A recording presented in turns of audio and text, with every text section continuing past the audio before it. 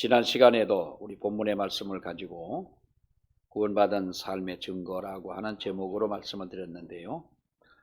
우리가 믿음 생활을 하는 중에 하나님 앞에 기도하고 또 은혜를 사모하고 우리가 이렇게 믿음 생활을 하다 보면 어느 때에 하나님이 나를 만나 주시고 또 내게 풍성한 은혜를 내리실지 우리는 아무도 모릅니다.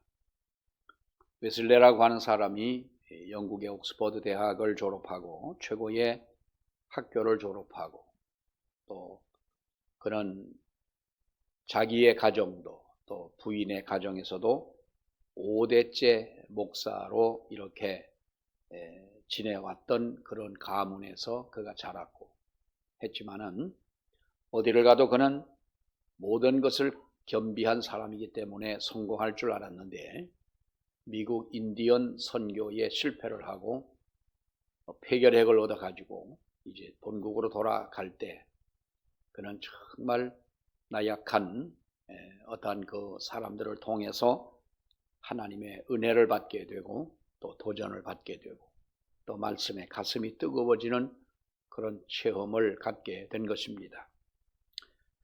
하나님의 은혜를 받는 방법도 또 하나님이 우리에게 은혜를 주시는 방법도 다 다르다고 하겠지만은 분명히 우리는 하나님의 은혜를 우리가 정말로 하나님을 인격적으로 만나는 이 체험만은 누구에게나 우리에게 있어야 하는 줄로 믿습니다.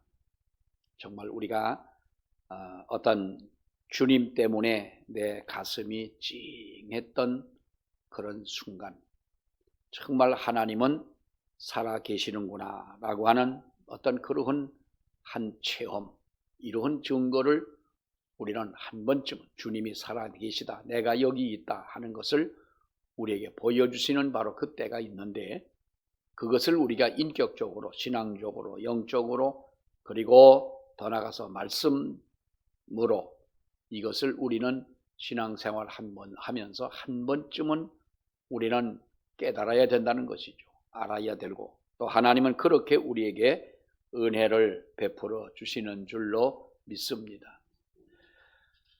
우리가 지난 시간에도 우리 이 말씀을 보면서 우리 하나님 앞에 구원받은 성도는 우리가 무엇보다 열매를 맺는 삶을 살아야 된다라고 말씀을 드렸고요. 또 하나 우리는 두 번째로는 빚진 자의 의식을 가지자라고 하는 것입니다. 14절에 있는 이 말씀을 보게 되면 헬라인이나 야만인이나 지혜 있는 자나 어리석은 자에게 다 내가 빚진 자다. 바울은 이렇게 말씀을 합니다. 헬라인이나 야만인이나 지혜 있는 자나 또는 어리석은 자에게라도 다 나는 그들에게 빚진 자다. 이렇게 말씀을 하는데 왜냐하면 모든 사람에게 바울은 빚진 자의 의식을 가지고 살아간다는 것입니다. 우리는 누구에게 빚을 져본 물론 우리가 때로는 빚을 질 수도 있고 또 어려우면은 다른 사람에게 우리가 돈이나 물질이나 또 어떤 힘이나 이런 것들을 우리는 빌릴 수가 있어서 그렇게 우리가 살아가는 것이 우리의 삶이라고 하겠습니다만은 우리가 모든 사람에게 내가 빚진 자다라고 하는 이 의식을 가지고 살아가게 되면 우리는 무엇보다도 사람을 차별할 수 없고 누구라도 사람을 우리가 외적으로 판단할 수도 없다고 하는 것이죠. 우리 사람은 사람의 판단을 그 사람의 어떤 그 외모에서 사람을 많이 우리는 판단을 합니다.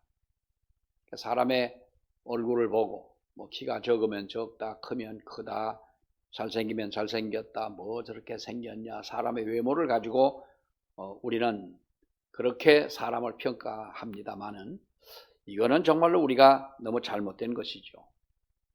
옛날에는 지금은 많이 그래도 그런 것들이 이제는 없습니다만은 옛날에는 학교를 어디나 특히 우리나라 사람들은 그럽니다. 만나면 지금도 그래요. 지금도 고향이 어디냐, 사실 내 고향이 어디면 뭐 어떡할 거요? 학교를 어디 나왔느냐? 뭐 요즘에는 그런 거 잘 묻지 않습니다만 옛날에는 우리가 아주 그거를 만나면 당신 이름이 뭐냐, 뭐 몇 살이냐 하면서 사실 그렇게 우리가 묻습니다. 그리고 나보다 못하면 내가 가지고 있는 어떤 기준에서 떨어진다면 우리는 그 사람을 어떤 외적인 그런 조건을 가지고 우리는 차별하거나 또 판단하거나 그럽니다. 이것은 우리가 믿는 우리들에게는 정말 하나님 앞에 그러한 마음이나 그러한 것들은 갖지 말아야 할 것이다 라는 거지요. 저는 목사이기 때문에 때로는 어떤 그 사람들에게 당신은 신학을 어디서 했느냐, 교단이 어디냐라고까지는 가끔 물을 때가 있어요. 좀 그러기 전에 좀 얘기를 해주면 좋겠는데 한참 얘기를 해도 이 양반이 어느 교단이라고 하는 걸 얘기를 안 하는 거예요. 그럼 그걸 그러기 전에 나는 뭐 합동측 목사다, 뭐 총신을 나왔다, 지금 어디서 목회를 한다 또는 선교를 한다 이렇게 얘기하면 얼마나 좋겠습니까마는 우리들이 그러한 것들을 어떤 외적인 것들을 가지고 이야기하는 것은 우리가 빚진 자의 의식이 아니다는 거죠. 자, 우리가 가끔 은혜를 받았습니다라고 말을 합니다. 이런 표현을 우리는 합니다. 은혜를 받았다. 그런데 은혜를 많이 받았다라고 하는 이 말은, 은혜를 받았다는 말은 우리가 결국은 하나님 앞에 빚진 자가 아니냐라는 거죠. 우리는 은혜 받았다고 하는 것이 그렇습니다. 무슨 재미난 이야기 듣지 못했던 어떤 그런 표현들, 그런 이야기들, 정말로 감동스러운 어떤 그런 어떤 이야기를 들으면 그것을 가지고 우리는 은혜를 받았다라고 이야기를 합니다. 제가 무슨 이 TV를 보다가요, 어떤 TV에서 어떤 남자가 노래를 하는데 어떤 남자가 노래를 그렇게 잘하는 거예요. 정말 너무 노래를 잘해요. 아주 감동스럽게 하는 거예요. 야, 저 사람은 남자인데 어떻게 저렇게 노래를 잘하냐. 그런데요, 그 방청석에 있는 사람들이 다 손수건을 꺼내가지고 눈물을 닦는 거예요. 근데 내가 볼 때는 그걸 울면서 들어야 할 노래는 아닌 것 같거든요. 뭐 너 아버지 돌아가셨다, 엄마가 돌아가셨다는 것도 아니고 아주 가사도 재밌고 좋은데 또 아주 그냥 그렇게 노래를 잘 부르는데 그렇게 눈물을 흘리는 거예요. 여러분, 그것을 우리 믿는 사람들은 그것을 은혜라고 생각하는 거예요. 아, 은혜 받았다. 근데 그 사람들은 뭐라고 그래요? 아, 노래 정말로 아주 감동스럽게 노래를 들었다 그러잖아요. 그 감동, 어떤 속에 북받칠 만큼 눈물이 날 만큼 아름다운 노래. 우리가 어떤 곳에 가서 정말로 귀한 말씀을 듣고 은혜를 받았다라고 하는 이것은 정말 내가 그 말씀이 인격적으로 나의 가슴에 새겨지고 그 말씀을 내가 아멘으로 화답하고 그 말씀대로 살아가려고 하는 정말로 내 마음에 새로운 어떤 각오, 결심, 서원이 있느냐. 여러분, 은혜를 받았다는 말은 나는 하나님 앞에 빚진 자다라고 하는 것입니다. 그래서 이 빚진 자의 의식을 가지는 것이 믿음입니다. 우리는 하나님 앞에 빚진 자입니다. 믿어지면 아멘 하시기 바랍니다. 우리는 믿음으로 하나님 앞에 빚진 자요. 우리가 빚진 자의 의식을 갖는 것, 이것이 믿음이요, 은혜를 아는 것이요, 그리고 우리의 신앙, 아름다운 우리의 신앙의 인격이라고 하는 거예요. 내가 이만큼 했지, 어떤 공로의식. 어떤 사람들 이렇게 뭐 카톡이나 이런 그 문자를 주고받으면서 자기가 받은 표창장, 누구에게 받은 뭐 도지사가 누구에게 받은 표창장을 이렇게 내놓고 자랑하는 거예요. 자랑은 아니지만 아무튼 뭐 내가 이걸 받았다. 그러니까 어떤 사람은 그 밑에다 또 답글을 달았어요. 나는 40년 동안 받은 표창장, 상장 뭐 해가지고 난 그것 기억하는 것도 참 머리가 좋다고 봐요. 뭐 도지사 표창, 뭐 장관 표창 뭐 해가지고 하물며 시의원한테까지 받은 것까지 아무튼 받아도 엄청나게 받았더라고. 나는 그 도대체 주는 사람이 없던데 그 친구는 보니까 엄청나게 많이 받은 거예요. 그리고 받은 거 다 뭐 할 거냐? 받아서 배불르냐? 지금 속으로 내 속으로 그래서 너 그렇게 많이 받았는데 너 지금 그렇게 잘 살고 있냐? 근데 상도요. 꼭 보면은 그 바르게 살기 운동, 운동 뭐 이런 게 있더라고. 꼭 바르게 살아야 할 인간이 꼭 거기 보면 뭘 맞더라고. 꼭 도둑놈 같은 사람이 도둑놈 잡자 협회의 임원이 되고 꼭 내가 볼 땐 그러더라고. 저런 인간이 무슨 상을 받냐 그러는데 꼭 그런 사람은 꼭 상을 받고 말더라고. 물론 세상이니까 여러분 그렇습니다. 이것이 우리 사람들이 가지고 있는 공로의식이라고 하는 건데요. 우리 사람들에게는요 다 이러한 것이 여러분 있습니다. 내가 교회를 위해서 이만큼 했다. 내가 교회를 위해 이만큼 헌금을 했다. 내가 한 것을 누가 알까봐 전전긍긍하는 믿음의 사람이 있는가 하면 어떤 사람은 내가 한 것을 왜 알아주지 않느냐라고 하는 거예요. 내가 왜 알아주지 않느냐. 여러분 그런데 내가 행한 이 모든 공로의식을 가지고 하는 사람들이 더 많다고 하는 거예요. 우리가 빚진 자의 의식을 가지고 살아간다면 우리에게 찾아오지 못하는 것이 시험이라는 겁니다.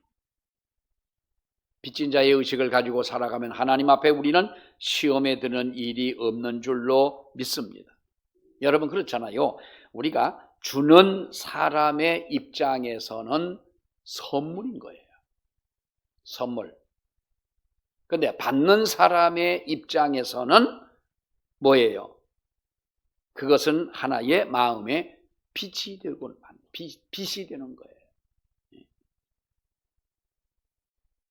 주는 사람의 입장에서는 내가 선물을 그에게 주었지만 받는 사람의 입장에서는 내가 이 귀한 것을 받았으니 내가 언젠가는 이것을 갚아주리라고 하는 이런 마음의 생각을 가지고 사는 것이 정상적인 생각 아니겠어요? 양평에 가면 서울 면목중앙교회 장로님들이 집을 두 채를 이렇게 나란히 짓고 두 장로님이 와서 사세요. 교회는 서울 교회로 이제 그 면목동으로 나가시는데 한 40분 걸리니까 요즘은 하남에 가가지고 그 터널이 뚫려서 면목동 쪽 터널이 뚫려가지고 금방 갑니다만은 두 분이 이렇게 나란히 집을 짓고 사세요. 어느 날 가다 보니까 벽돌 색깔도 똑같고 집 구조도 똑같아요. 이게 안에는 모르지만 아무튼 겉의 모습은 안에는 안 들어가 봤습니다만은 똑같습니다. 이게 참 신기한 장로님들이다라고 생각을 했어요. 어떻게 장로님들끼리 저렇게 좀 떨어져 살지 그렇게 사이가 좋으냐. 그래서 집도 똑같고 비슷하고 색깔도 똑같고 이렇게 사신다. 또 어떠면 참 얼마나 귀하겠어요. 그런데 그 교회 목사님에게 이제 나중에 이야기를 들었어요. 어느 날 그 양평에 가게 사시는 우리 두 장로님이 계신데 한 장로님은 이제 그 무슨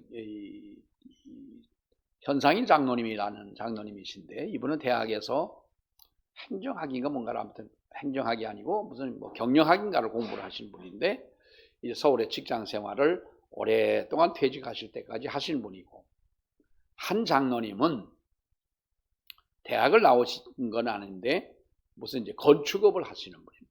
주로 이제 설비 같은 이런 일을 이제 하시는 분이세요. 그런데 설비하시는 그 장로님이 아주 어렵게 이렇게 사신 남의 이제 누가 일 시키면 가서 하고 또 남의 이제 회사에 이렇게 들어가서 일을 하고 하다가 자기가 서울에서 최초로 어떤 설비 그 사무실 하나를 이제 내고 자기 사업을 시작을 한 거예요. 근데 형제가 5인가 6인가 그런데 그렇게 어렵게 서울에 와가지고 나와가지고 뭐 파주인가 어딘가가 고향인데 서울에 나와가지고 그렇게 어렵게 살다가 자기 사업을 하겠다고 사무실을 낸다고 그러면 형제들이 아무래도 조금씩이라도 좀 보태줄 줄 알았는데 형제들이 하나도 도와주는 사람이 없는 게 양반이 실망을 했어요. 근데 그걸 알고 있는 장로님이 어느 날 이제 부르더래요. 밥이라도 한 끼 먹자. 그래서 이제 갔더니 뭐 이런저런 것을 물어보고 하면서 주머니에서 봉투를 하나 이렇게 주는 거예요. 이거 그때 집사 때인데 집사님 이거 얼마 되지 않은 건데 그냥 저 사무실 새로 내고 힘들 텐데 쓰시라고.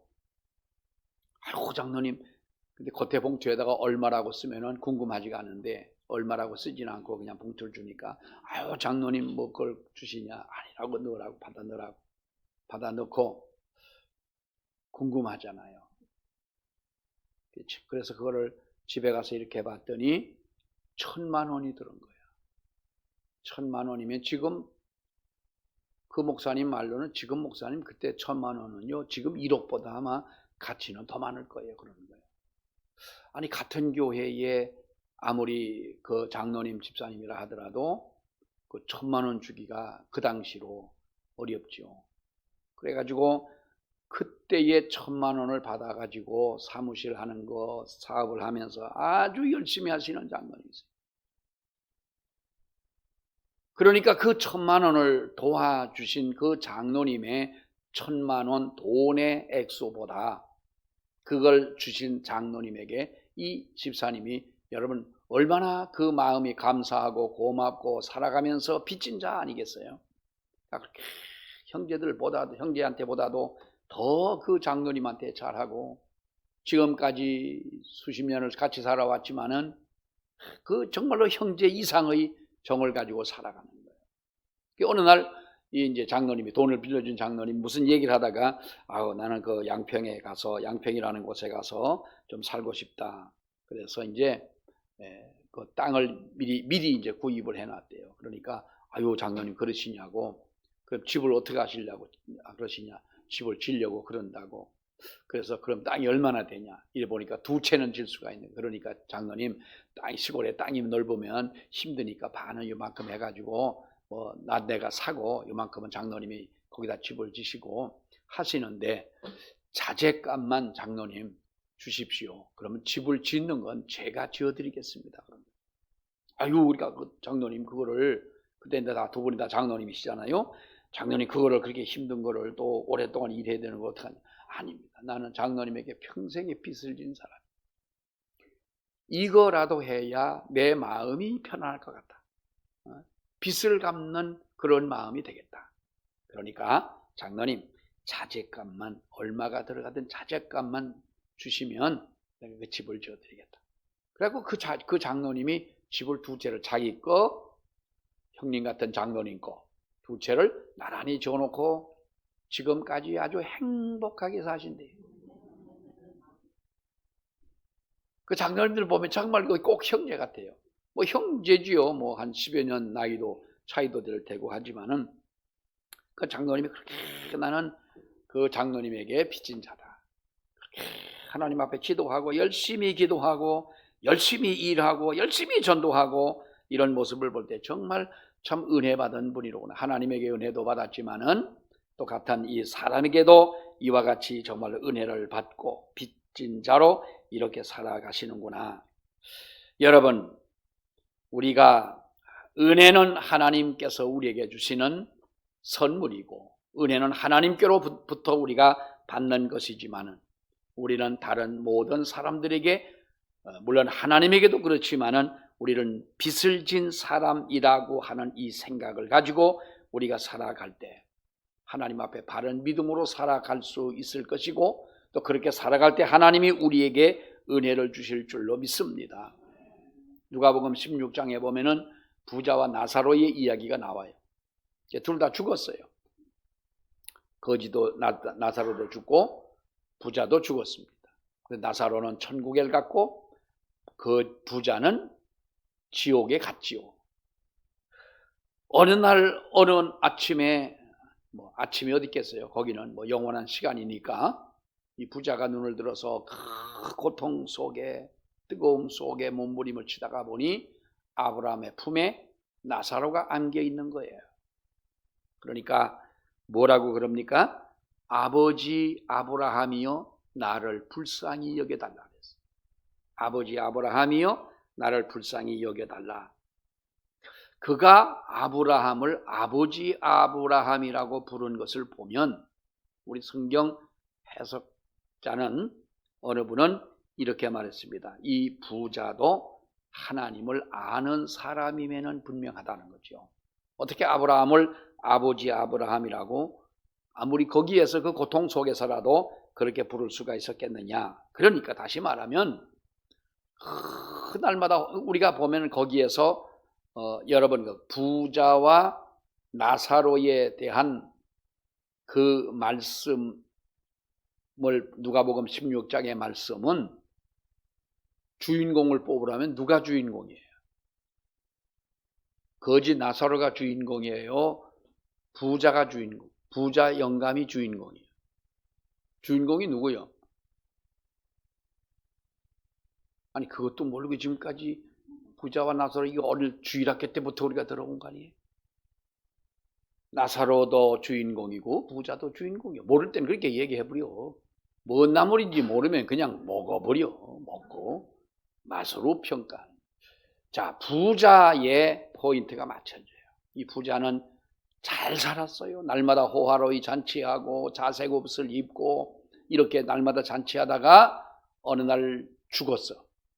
그랬는데 그렇게 세상에서는 행복하게 살다, 불행하게 살던 사람이 천국도 가지만은 행복하게 살던 사람이 지옥에 간다는 것 아니겠어요?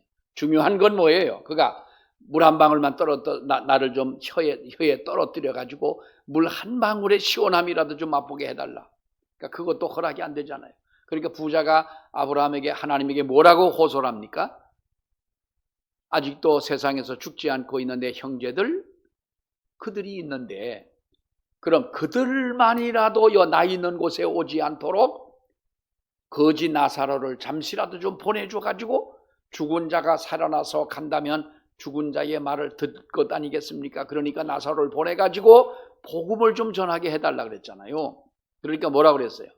세상에는 선지자가 있고 목사도 있고 전도사도 있고 믿는 장로님 집사님들 다 많은데 그들의 말을 듣지 않는 사람이라면 죽었다 살아난 자가 간다 할지라도 듣지 않을 것이다. 핵심이 뭐예요? 하나님의 복음을 우리가 믿어야 된다는 것 아니에요. 세상에 잘 사는 것은 아무것도 아니라고 하는 거지요. 여러분 이러한 형식적인 성도들이 세상엔 많다는 거예요. 부자와 같이. 우리 간증하는 거 들어보면 다 그게 나쁘다는 건 아니에요. 그러나 간증하는 거 들어보면 옛날에 나는 가난하게 살다가 부자가 됐다는 거예요.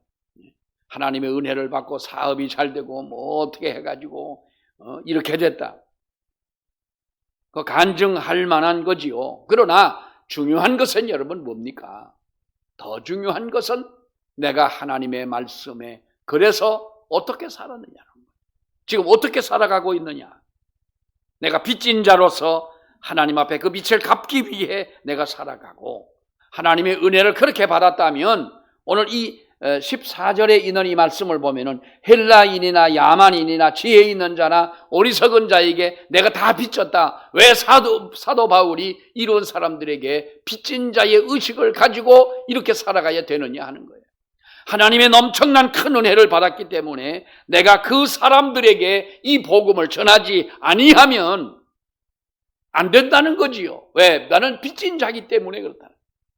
복음을 전하라고 하나님이 은혜를 주었고 그들을 찾아가라고 하나님이 내게 은혜를 주신 것이고 로마로 가게 되면 잡혀 죽을 수밖에 없는 것을 누구보다 잘 아는 바울이었지만은 그래도 내가 로마로 가야 하는 그것은 나는 빚진 자이기 때문에 그렇다는 거예요. 생각해 보세요, 여러분. 누가 무엇을 사면 얼마 주고 샀어? 이렇게 보면 양복이 비슷해.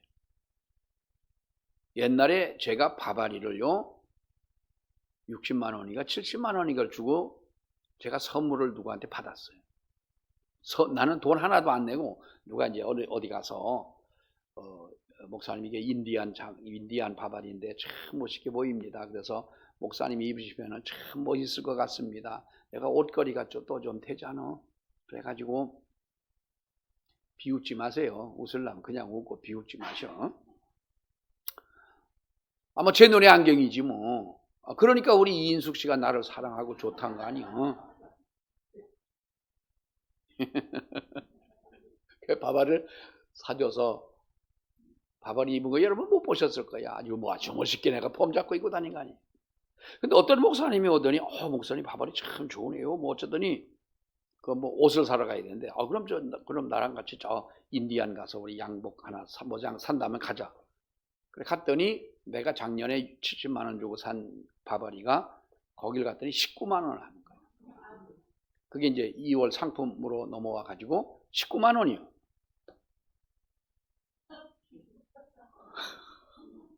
아니 어떻게 나는 70만 원이 여기 와서 19만 원이냐. 그것도 또 더 내 한 번 바느질 한 번 할 거 그 2번이나 이렇게 했어. 그거 더 좋은 거 아니야? 우리 양복 만들던 우리 집안 우리 저 친척 동생들이 있었어요.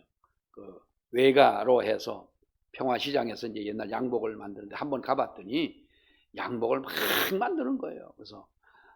그러면서 한번 그래 여기 양복하고 백화점 양복하고 다른 게 뭔지 알아? 날 보고 그래. 내가 그걸 알면 내가 여기 있겠냐 이러고 있겠냐? 그랬더니 백화점 가는 건 별거 없어. 기지값으로 조금 좋긴 좋지만은 여기 한 번 할 거 바느질 2번 한다는 거예요. 근데 그 바바리는 2번 바느질을 한 거예요. 근데 19만 원이. 속이 상한 거예요. 근데 여러분 꼭 이렇게 비교를 하고요. 저 사람 나는 10만 원을 줬는데 저 사람 8만 원 줬다면 그 2만 원 때문에 밥맛이 없을 만큼 바가지 쓴 그 마음이. 그런 마음 있어요 없어요? 있지요. 왜 나는 5만 원 받고 왜 저 사람은 5천 원 깎아줬냐? 아니 그건 내가 5만 원의 가치가 있는 물건이기 때문에 내가 인정을 하고 산 것이지. 그거 저 사람에게 5천 원 깎아준 건 주인 마음이지. 그걸 가지고 내가 행한 행위에 대해서 그렇게 비관할 건 아니잖아요. 여러분 우리가 보세요. 얼마의 손해를 본 것을 우리가 아주 분이 여기고 배 아파하고 하면서 영혼과 영원을 위해서 아무것도 준비하지 않은 것을 왜 원통하게 생각하지 않고 왜 불쌍하게 생각하지 않느냐. 이건 빚진 자의 마음이 없는 사람 아니냐. 바울은 로마를 안 가도 되는 거예요. 그 어려운 시기에 그렇게 다니며 하나님의 복음을 전하지 않아도 되는 사람 아닙니까? 그러나 그렇게 살아간 것은 바로 빚진 자이기 때문에 그렇다. 빚진 자의 마음으로 사시는 저와 여러분들이 되시기를 바랍니다. 또 하나는 우리가 16절에 보세요. 16절 다 같이 시작. 내가 복음을 부끄러워하지 아니하노니 이 복음은 모든 믿는 자에게 구원을 주시는 하나님의 능력이 됨이라. 먼저는 유대인에게요 그리고 헬라인에게로다. 자, 이 복음은 뭡니까? 복음은 모든 믿는 자에게 뭐가 됩니까? 구원을 주시는 하나님의 능력이 된다. 자, 이 복음은 믿는 자에게 구원을 주시는 하나님의 능력이다. 그러면 구원받지 못한 사람은 복음을 알아요, 몰라요? 모르지 않습니까? 이 복음을 가지고 가서 내가 증거할 때에 나에게서 하나님의 능력이 나간다고 우리는 그렇게 생각 안 하지요. 나는 이 하나님의 복음을 저에게 전해준 것뿐인데 그 복음 속에 담겨져 있는 것은 구원하시는 하나님의 능력이 담겨져 있다. 그렇기 때문에 나는 이 엄청난 복음이기 때문에 복음을 나는 부끄러워하지 아니한다라고 하는 거예요. 네 능력이 있다는 말은 이 두나미스라는 것 아니에요. 우리 박남규 선교사님 계시는 선교관이 두나미스 선교관인데 다이너마이트라고 하는 말이 거기에서 이제 파생된 말이잖아요. 엄청난 폭발음이 있고 큰 아주 바위도 깨버리는 이 다이너마이트가 터지는 능력. 그래서 성령이 너에게 임하시면 나는 이 성경을 볼 때에 참 그 말씀이 기가 막힌 거예요.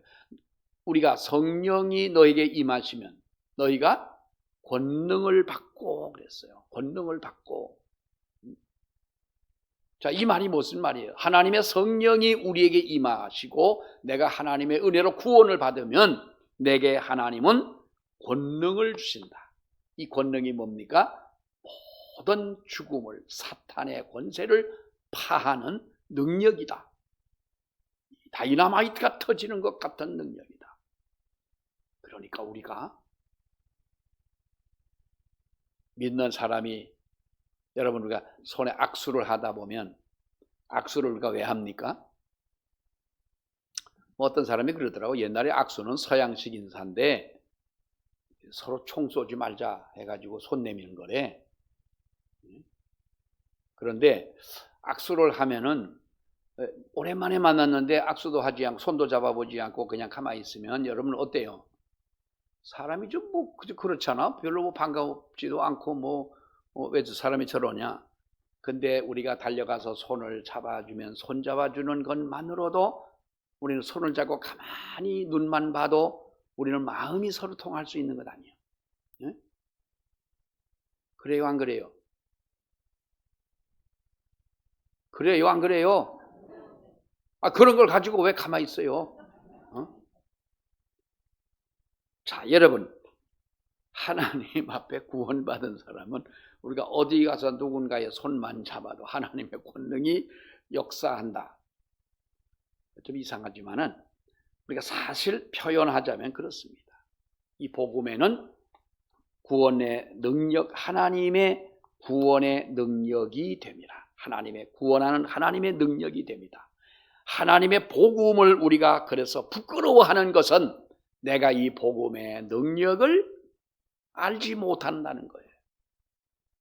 옛날에 무슨 코미디 영화예요. 이 군인들이 이제 전쟁을 하는데 자기들 이제 이 초소에 한 너댓 명이 이제 있는 거야. 그래서 적군이 올라오니까 이 코미디 영화야. 수류탄을 뽑아가지고 이제 던지는 거예요. 근데 수류탄이라고 하는 건 안전핀이라고 하는 게 있어. 안전핀을 뽑아야 되는데 하도 급하다 못해 안전핀도 뽑지 않고 수류탄을 던지는데 이 수류탄이 옆에 떨어졌어. 막 난리가 난 거야. 그리고 손으로 더 집어 던지니까 저쪽에 있는 놈도 이쪽으로 집어 던지고. 그러니까 야, 네가 받으라고 하니까 충성하더니 또 집어 던지고 막 그런 아주 코미디 영화를 봤는데, 여러분, 그런 것은요 아무리 가지고 있어도 터지지가 않아요. 근데 이것은 우리가 안전핀을 뽑고 정상적으로 이 작동하는 거라면 엄청난 힘이 있는 거죠. 복음에는 능력이 있고 힘이 있는 줄 믿습니다.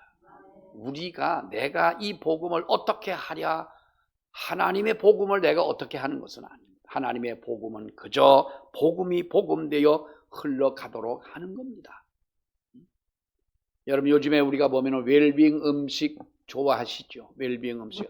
어디 가서 먹어봐도 이 집은 뭔가 먹어봐도 배는 부르고 배가 터질 것은 같은데 먹고 나면 뭔지 좀 그런 거야.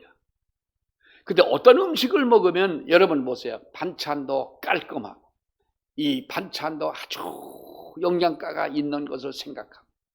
근데 그래서 중국 고춧가루 쓰는 집은 안 가는 거예요.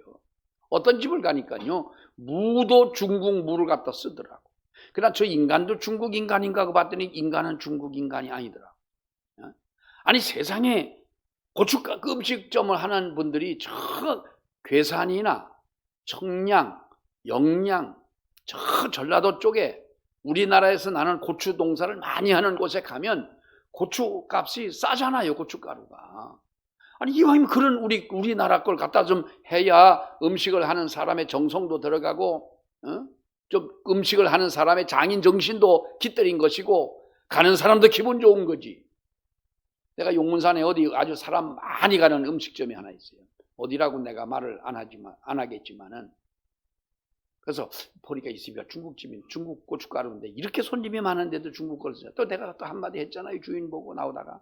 아니, 이렇게 손님이 많으시고 장사가 잘 되는데 왜 중국 고춧가루를 쓰시냐 했더니 타산이 안 맞습니다. 잘 먹고 잘 살아라. 나는 간다 그러고 왔어요. 그리고는 안 갔어. 나는 사실 그게 좀 마음에 안 든다는 거예요.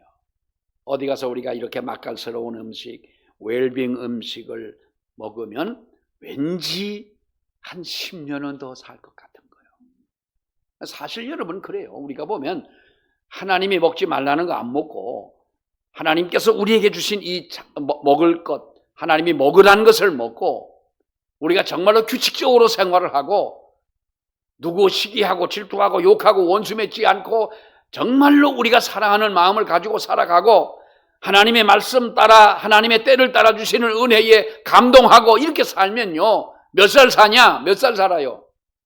120년을 산다니까요.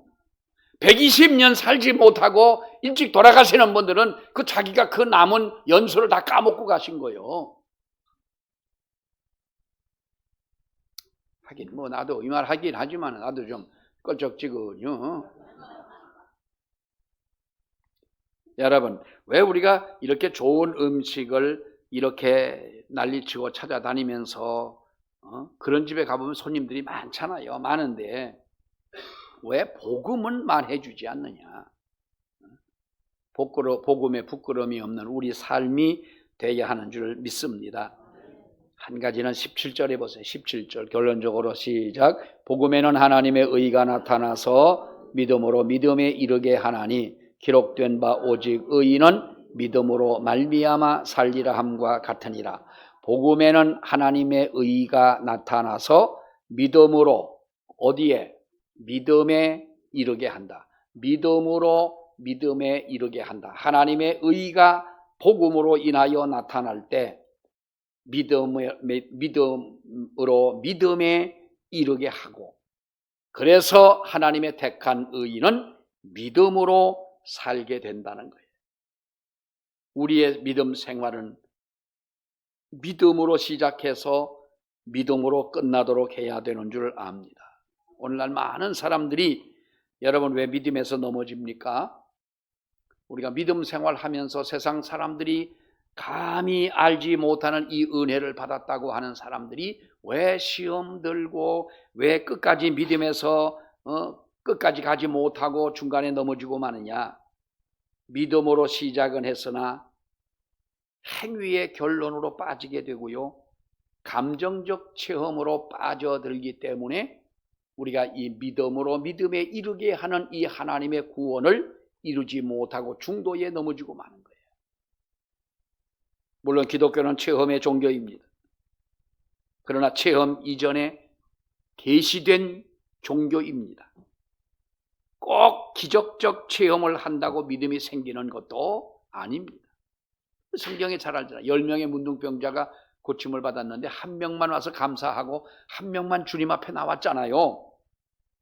아니 문둥병이 났는데 죽을 수밖에 없고 멸시를 당하고 격리가 되어지고 죽을 때까지 따로 혼자 앉아 있어야 되는 그런 우울한 인생을 보낼 수밖에 없는 사람이 고침을 받았는데 한 사람만 주님 앞에 나왔다. 믿음은 감정에 기초해야 하지 말아야 하고 해서도 안 된다는 겁니다. 믿음으로 시작해서 우리는 믿음으로 끝나야 된다. 이것이 하나님 앞에 우리가 믿음으로 살아가는 우리 삶인 줄 믿습니다.